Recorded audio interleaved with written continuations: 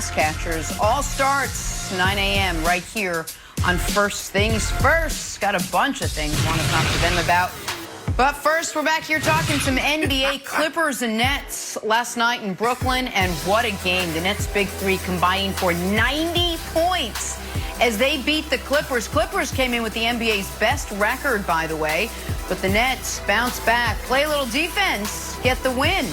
Here's James Harden on how they did it. Yeah, we're playing one of the hottest teams, one of the best teams that we have in this league, so we got to come out here and not embarrass ourselves, and we play like that, on both ends of the ball. I don't think as a team we have that same mindset every single game. And once we get that, you'll see a different Nets team. The fact of the matter is they have some of the best ISO players in the world. It was a stretch there where we played great defense. We were in their face. And it was almost like each one of them took a turn making a shot.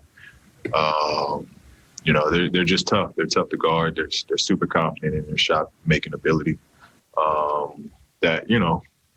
Defense, I thought, couldn't be any better on some of those possessions. Hey, Nick, let me start with you. Was last night more about the Nets' win, though, or the Clippers' loss? Oh, it's more about the Nets' win. And, Brandon, you should feel very good this morning. And, listen, I don't even want to talk about the defensive side of the ball. I know you get sick of it, and that was a step in the right direction for the Nets. They almost held a team under 120 points. They were this close. They've only done that once post Harden's first game with the team. So it's baby steps defensively, right? But it's a great win for them because the Clippers are a far better version of themselves than they were last year. They've been a red-hot team, and they were down double digits in the first half. They clawed back. They won, and the offense looked unstoppable. So you should feel good. I'm going to bring up two small points of concern just to watch, and you tell me if they resonate with you at all. But this is about the Nets. That was a big win after the Wizards lost. And neither have to do with defense. Why can't we just leave it there? Neither have to do with defense. So why can't we just leave it there? Why do you want me to think about something? I don't. It would be a short segment. Why can't we leave it there? No. Well, we could, but I want to bring these to you anyway. One is, I feel like Steve Nash is getting a little overexcited at times, and I don't think James Harden necessarily should be playing 43 minutes in regulation. That's a small thing. A bigger thing is this, and I just want to ask you this. Are you okay with Kevin Durant being the greatest third option in NBA history? Because last night, Kevin Durant was 11 of 13 with 0 assists. Right. He was brilliant. The reason he had 0 assists was because he had to shoot every time he got to touch the ball because he didn't very often get to touch the ball. And if you remove Kyrie's sabbatical, there have been 3 games all year where KD took more shots than anyone else on the team. I don't think that's ideal. They won anyway. They got a great win, a great bounce-back win. I think the second best player in the league should not be your third option on offense. I think that needs to be recalibrated a bit, but it was a great win. What about if the second greatest player in the league is okay with sacrificing to win another one? Like, that's what you're seeing here. These guys don't care about stats. They care about winning. They knew when they sat at the table and said, let's get this deal done, that there was going to be some sacrifice made. Someone had to sacrifice. And last night, Nick, was a preview of what we're going to see in the NBA Finals. Now, I know I said this week, look, wake me up when March comes, and I still believe that. Like, these guys really don't play basketball until mid-March, the end of March. But when they do have these premier games is when you're going to see those guys step up. And those guys stepped up. They started off slow. It was scary for us, and I was like, oh, man, here's Nick again going to talk about defense and talk about the Nets and how this is going to be a disaster. And then they clawed their way back in it. And they also survived an amazing third quarter by Kawhi Leonard. So when you think about last night and you saw, Kevin, how they just played complimentary basketball and they took over in the fourth quarter, and you have to say that, man, this team is next level, and they've only done it together, what, 5-6 games? The Harden trade was, what, 12 games ago? So this is amazing where this team is at in such a short period of time. That fourth quarter showed you, Nick, Kevin, that our offense is our defense. Yeah, but it got a little dangerous. You're up 10 with under 2 minutes, and it still wasn't, in the bag. But I will give you this. Steve Nash, learning. I'll give you 3 reasons why at the end of the game, I thought Steve Nash did a better job than ever. Reason number 1, fouling up 3. It's the first time he's done it. Don't forget, they lost to the Cavs. We were like, oh, let Colin Sexton shoot a 3. He said, okay. Then they also lost to the Wizards. This is a nice little play. Like, oh, we're up 3 now? Boom. So Steve Nash has changed his end-of-game philosophy to now foul up 3. It's a good idea. Reason number 2, old Steve Nash using the old point guard skills, Brandon. He says, hey, guys, go to the end of the floor. Go to the end of the floor. Here's the thing, Steve Nash. You got to take a page out of like football coordinator's book. You got to cover your mouth so that everyone doesn't know what the play is. And the Clippers weren't paying attention because Steve Nash is literally calling the play that's about to happen. You guys don't notice it. Reason number 3.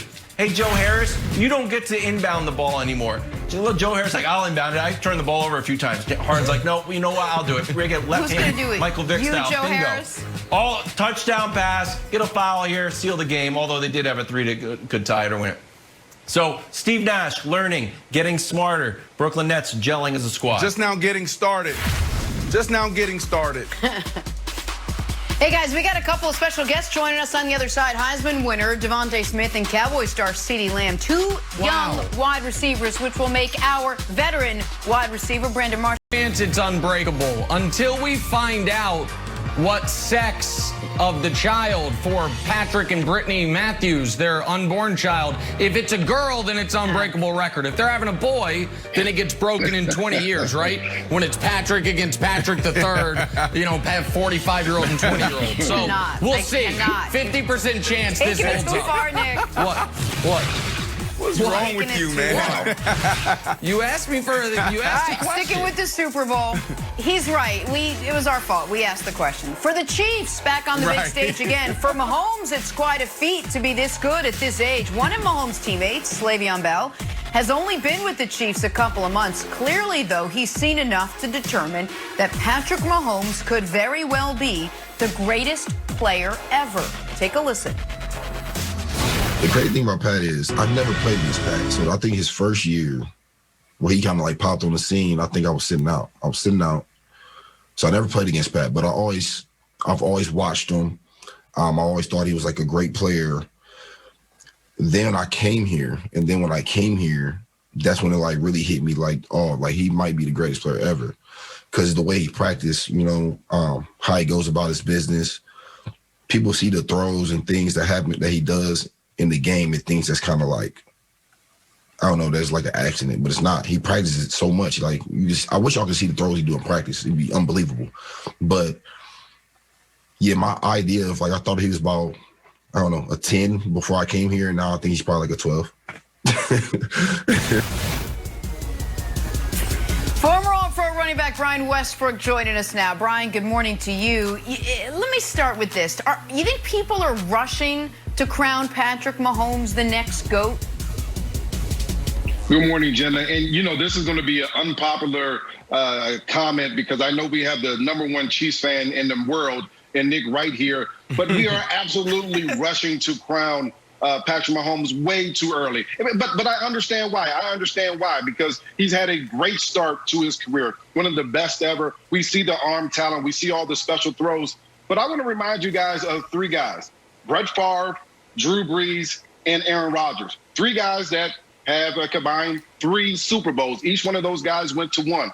And the one thing that we want to talk about is that after each one of those guys won the Super Bowl, everyone was saying they're going to be the next GOAT. They are the greatest of all time. They're going to go on a run. They're going to win multiple Super Bowls over and over and over. Brett Favre actually made it to a Super Bowl the next year and lost in that one. So I think we have to be patient as far as how far we push these guys to saying that they're the GOAT. Patrick Mahomes still has a long way to go. And just to show that, I'm going to give you my top 3. #1, obviously, Tom Brady, 10 Super Bowls, being able to make the Super Bowl, playing in his 40s. That's amazing. #2, Joe Montana, 4 for 4 in the Super Bowls. He almost achieved a rare feat of winning 3 in a row. 1990, they're in the NFC Championship game. He gets knocked out by Leonard Marshall. They could have won that Super Bowl if they would have won that game. And then #3, we talk about Peyton Manning, 5 MVP trophies. And so we know how special Peyton Manning was and what he meant to our game. So I think we have to understand how much further Patrick Mahomes has to go. But we have to mention this as well.